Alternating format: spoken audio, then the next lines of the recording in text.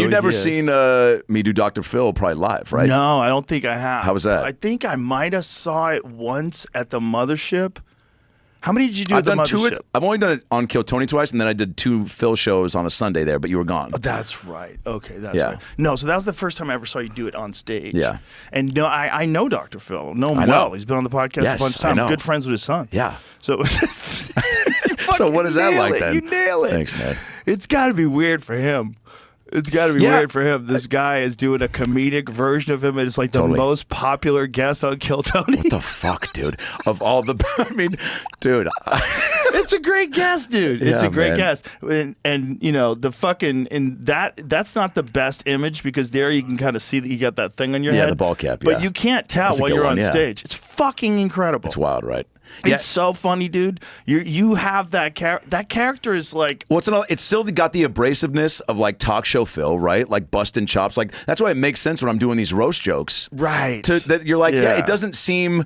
Because even for me, I didn't watch like a whole season of Phil episodes. It was during COVID. My wife and I were just stoned and drunk and watching bullshit. And then we'd see these Phil reruns.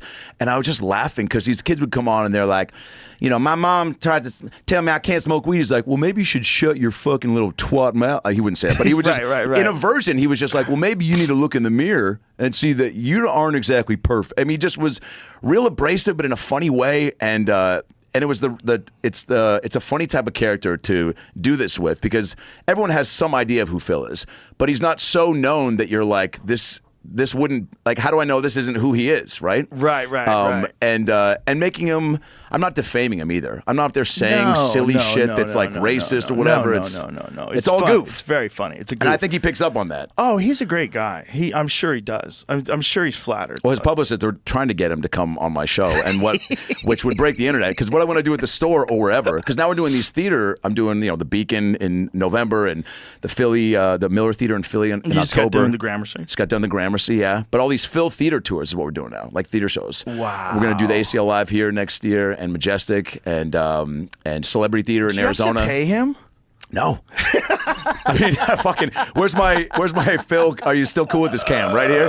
Hey, Doc. But so when he comes on, I'm like, dude, it'll break the internet because, there's a whole intro video and then, please give it for Dr. Phil. And so I'm thinking, instead of me coming out, he walks out and people just go nuts. And then maybe after 20, 30 seconds, I come out, shake hands. Well, it's also that's an opportunity for him to shit on you for having the biggest thing of your career, imitating him. Yeah. Well, that's what he said when he gave me Guest of the Year last year. It was amazing. Yeah, you finally figure out a way to be famous, pretending to be someone other than yourself. Yeah. And you know what, though? Isn't it, though, a great, like, as much as it, like, is so fun, and I want to say this with Tony, too, his openness to go, I am always expanding, not only I want to be involved in expanding comedy, but the Kill Tony show. For me to go, Tony, I think Phil on Kill Tony would be fun. He's an advice guy. You were giving advice to comics, but for Tony to be like, fuck yeah, let's add more characters. Oh yeah. Is